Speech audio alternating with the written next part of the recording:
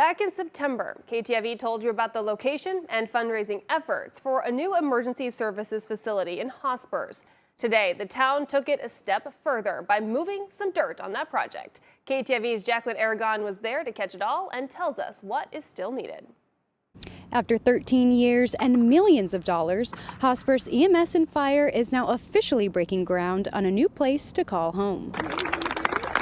Our current facility was never built to be a fire station, I guess you'd say. It was a converted community building. Now that the dirt is dug up, Jason Overmole, the Hospers fire chief, says he's excited to start reaping the benefits. We'll have a little extra training space and meeting space that we don't have now. It changes our equipment, what we can purchase. Right now we have to look for things that can fit in our doors, which are very tight, and fit in the building depth-wise.